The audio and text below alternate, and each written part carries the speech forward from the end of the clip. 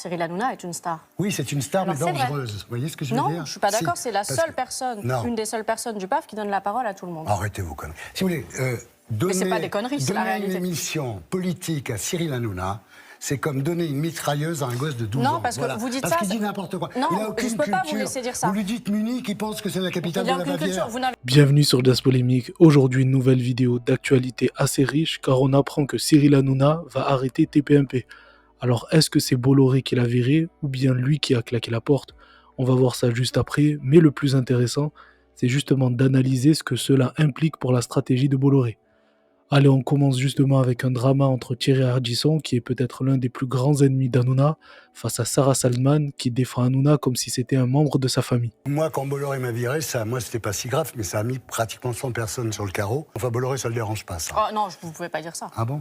Pourquoi? Vous êtes avocate de Bolloré, vous? Pas du tout, je ne l'ai jamais Alors, arrêtez. rencontré. Mais D'accord. vous ne pouvez pas dire Bolloré, ça ne le dérange pas. Bah, là, moi, il a viré 100 personnes quand il m'a viré. Ça ne l'a pas dérangé. Là, c'est par 3, quoi. Ça fait Après, 300. Cyril Hanouna est une star. Oui, c'est une star, Alors, mais c'est vrai. dangereuse. Vous voyez ce que je veux dire? Non, je ne suis pas d'accord. Si, C'est la parce seule que- personne, Non. une des seules personnes du PAF qui donne la parole à tout le monde. Arrêtez vos conneries. Si vous voulez, donner, c'est pas des conneries, c'est la donner réalité. une émission politique à Cyril Hanouna, c'est comme donner une mitrailleuse à un gosse de 12 ans. Non, parce que vous dites parce ça, qu'il c'est- dit n'importe quoi. Non, il a je aucune peux pas vous culture. laisser dire ça. Vous lui dites Munich, il pense que c'est la capitale Il n'y a de la aucune Bavière. culture. Vous n'avez pas le Il n'a monopole de la aucune culture et vous semblez mépriser les 2 millions de téléspectateurs qui regardent Oui, ça. je les méprise, Et- absolument. non mais attendez, vous ne pouvez pas mépriser 2 millions de Mais personnes je qui peux regardent mépriser- cette émission. Je peux mépriser 5 millions, si vous voulez. Et je trouve que ça traite. Bon, ceci étant, le jour où il dit à la télévision, l'émission de Thierry Ardisson Hôtel du Temps, c'est nul, c'est à chier, je comprends pas qu'on dépense l'argent du contribuable pour faire ça, alors que lui, la seule idée qu'il a eue, c'est mettre 4 autour d'une Mais table. c'est pas 4 conneries. Arrêtez de Non, parler c'est pas comme ça. quatre Franchement, Raymond n'est pas un par c'est- exemple. mais aucun de ces Arrêtez, personnes arrêtez. ne sont des conneries.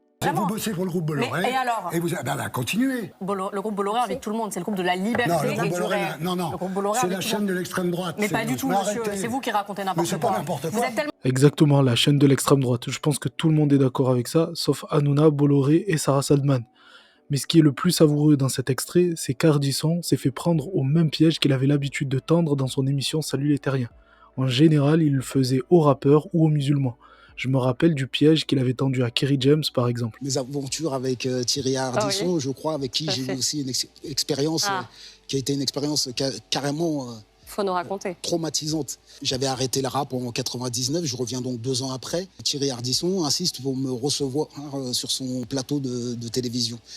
Et quand je vous dis qu'il insiste, c'est qu'il m'appelle lui-même 2 fois en me disant « Tu peux venir, c'est sûr, il n'y aura pas de piège, je ne suis pas comme ça ». Je suis pas comme ça, il a osé me dire. Et quand j'arrive, je vois arriver une dame, et il s'agit de Taslima Nasrin, une femme sur laquelle pèse, selon leurs termes, une fatwa. Et donc il la met face à moi, et elle se met à débiter des choses que je ne peux pas accepter en tant que musulman sur l'islam.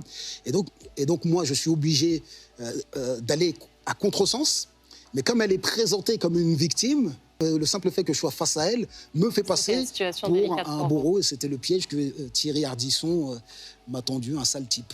Voilà, tout simplement pour montrer qu'un jour ou l'autre, le karma te rattrape. Mais au-delà de ce clash entre une amie et un ennemi d'Hanouna, qui au final en soi n'est pas plus intéressant que ça, il y a quand même une phrase qui a retenu mon attention et qui démontre peut-être que certaines choses se trament en coulisses.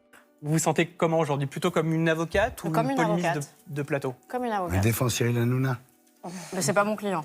Ouais, ça peut le devenir, il va en Ce n'est avoir pas mon besoin. client. ouais. Mais vous voyez, à chaque fois, vous remettez une pièce sur Cyril Hanouna, Ah, mais il vous moi, un obsède. mec, Mais il vous obsède. Mais il ne m'obsède pas. Il a En fait, à dit- chaque fois que vous parlez de lui, vous Mais avez il un m'obsède article, pas, j'ai c'est pour ça que vous le d'autres obsessions, faites. rassurez-vous. Il y a un melon, mais Attendez, incommensurable. mais là, je parlais d'autre chose et vous me reparlez Non, de mais quand Cyril il parle de Hanouna. mes émissions, il D'accord. en dit que des conneries. Mais alors qu'il n'a vous, jamais vous en rien dites fait. pas. Mais il n'a Alors- jamais rien fait. Il fait 2 millions de personnes. Il a créé Mais l'émission Hitler était élu Star. au suffrage universel. Mais arrête, hein, c'est bon. vous mélangez Alors tout. juste, Calmez-vous, c'est pas la phrase sur Hitler, mais plutôt quand Ardisson dit en parlant d'Hanouna, il va avoir besoin d'un avocat maintenant. Il me semble qu'il ne sort pas cette phrase au hasard. Est-ce qu'Hanouna aurait des ennuis judiciaires? Pour le moment, lisons rapidement les conditions de son départ ou de son licenciement, on ne sait pas. Vous allez voir que ça nous donne quelques éléments sur la stratégie de Bolloré dans les années à venir. Vous pouvez retrouver cet article dans Le Parisien ou sur le compte X de Clément Garin. Allez, c'est parti. Le groupe Canal+ diffusera l'émission quotidienne jusqu'au 28 février 2025, mais pas au-delà, a révélé une source au Parisien qui va jusqu'à supposer que l'émission TPMP pourrait même se terminer plus rapidement au 20 décembre. Si officiellement le divorce entre Cyril Hanouna et Canal+ n'est pas acté, tout porte à croire qu'on y tend. Officiellement, Vincent Bolloré n'a rien décidé pour l'après-28 février, mais une chose est sûre, si le Conseil d'État valide la fermeture de C8, les options de Cyril Hanouna sont quasi nulles. Et pour cause, rebondir sur ces stars est impossible dans la mesure où la chaîne doit conserver 51% de son temps d'antenne à la musique. Rebondir sur Canal+, est là aussi impossible, puisque la chaîne cryptée doit prioriser ses offres, sport et ciné. C'est mort, le divorce est inévitable, martèle la même source. Où ira Cyril Hanouna ? L'animateur est en train de peaufiner la création d'une plateforme digitale. H2O continuerait donc de produire des contenus accessibles uniquement sur le web à la manière d'Inoxtag, Domingo, Guillaume Play. Cette nouvelle aventure, qui est encore à l'étude économique, pourrait se faire avec TPMP et surtout sans Canal+ et Vincent Bolloré.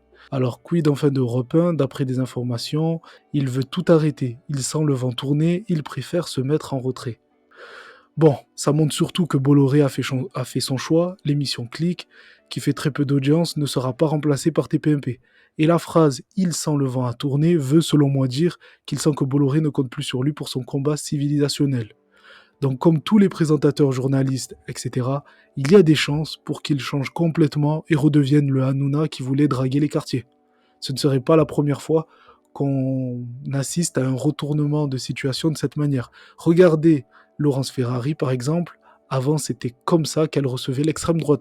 Vous avez interpellé une maman voilée qui venait accompagner un groupe d'enfants au conseil régional qui a... Regardez la photo, monsieur Odoul, regardez la photo. Un petit garçon de 8 ans qui pleure dans les bras de sa maman. Est-ce que vous êtes fier de vous? Alors déjà, je n'ai pas interpellé cette accompagnatrice scolaire. Si. Non. Si. Non. Si. La vidéo fait foi. J'ai interpellé la présidente de région en la montrant du doigt. la représentante Ma régionale. question, c'est est-ce que vous êtes fier de vous?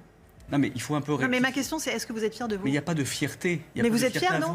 Moi, j'ai défendu mes valeurs. Je suis un élu de la République. J'ai défendu de la la République. scène que nous venons de voir, monsieur Odoul, oui ou non? Et surtout... Vous ne répondez pas, vous êtes gêné par ma question? Non, pas du tout. Il n'y a pas de fierté à voir. Pourquoi je serais fier? Moi, mais vous n'êtes pas honteux? J'ai rempli mon rôle d'élu républicain attaché aux valeurs de laïcité. Vous l'avez expliqué au petit garçon de 8 ans? Vous l'avez rencontré après? Ça, c'est de la manipulation.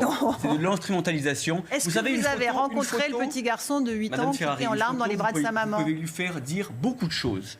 Moi, premièrement, je n'ai pas... Qu'est-ce que vous y voyez dans cette photo? Expliquez-moi ce que vous voyez dans cette photo. Déjà, le contexte. Me faire pleurer avec ces enfants. Ah non, c'est pas vous qui pleurez, c'est le petit garçon. Vous savez, non mais moi, ceux qui me font pleurer, c'est les orphelins des 263 victimes de l'islamisme en France. Vous pouvez faire la comparaison avec l'islamisme terroriste, c'est cette maman qui accompagne un groupe d'enfants scolaires. Les manipulations, les victimisations, les culpabilisations, Ma question est très simple. Est-ce que vous êtes fier d'avoir fait cela? Je vous ai répondu. Donc oui, vous ne regrettez rien. Je ne regrette rien. Rien du tout. C'était plutôt musclé, hein. Et j'ai du mal à me rendre compte qu'aujourd'hui, c'est devenu cette personne-là. Aujourd'hui, je me demande encore où sont passées les féministes françaises qui devraient dénoncer à haut cri la mort de toutes ces jeunes femmes qui refusent de porter le voile. Peut-être sont-elles trop occupées à défendre leur précaré politique, la lutte intersectionnelle, pour qui le port du voile est une liberté pour les femmes. À la bonne heure, allez dire cela à Massa Amini et ses sœurs, ou à la championne sportive afghane Marzieh Hamidi, menacée de mort en France après avoir fui les talibans à Kaboul et qui les retrouve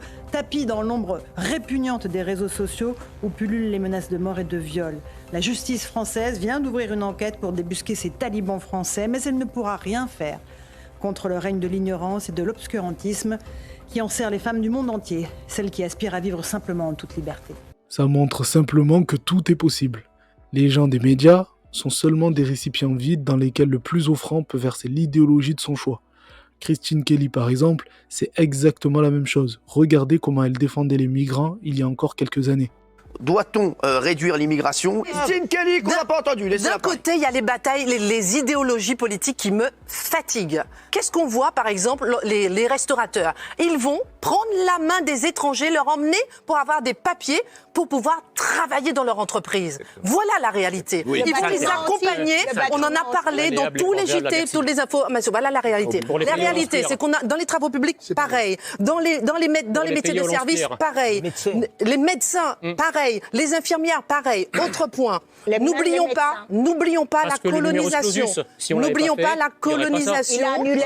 Il faut accepter Non, parce d'un que là, on a côté. Jean-Michel Larquet en commentateur. Là, tout à l'heure, là. Laissez finir la phrase et vous ferez le truc après. D'un côté, en plus, on n'entend même pas ce qu'il dit. Alors, D'un allez-y. côté, on a été les chercher. Aujourd'hui, on n'en veut plus, on les jette, on les vomit, on fait quoi? C'est quoi cette France où on se dit, où il y a la haine de l'autre, justement, on dit, on a été les chercher, on les vomit.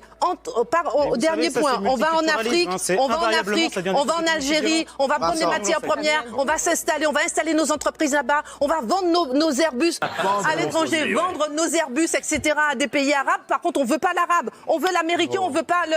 Mais aujourd'hui, il suffit de faire une petite recherche sur son compte X pour s'apercevoir que son émission tourne quasi exclusivement autour de la stigmatisation des étrangers. Il y a une hypocrisie sur ce sujet qui est quand même assez lunaire. C'est-à-dire que il y a 3 jours, tout le monde s'offusquait qu'un député réclame le retour d'un bateau en Afrique, et je vois qu'au moment d'accueillir ce bateau, tout le monde se défile et personne ne veut qu'il accoste nulle part ailleurs que, a priori, dans son port d'origine.